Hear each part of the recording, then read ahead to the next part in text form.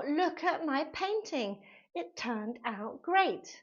Let's talk about one super common phrasal verb, turn out. Turn out means the final result of something, how something ends up or happens in the end. For example, the cake turned out to be delicious, or the movie turned out to be amazing, or everything turned out fine in the end.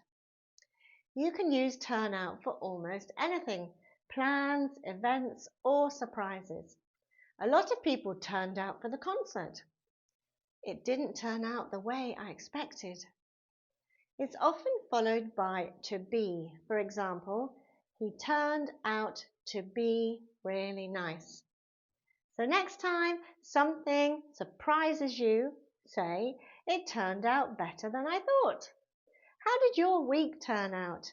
Tell me in the comments. Remember to like, share and subscribe, as it really helps my channel grow and I get to help more people learn English. Bye for now.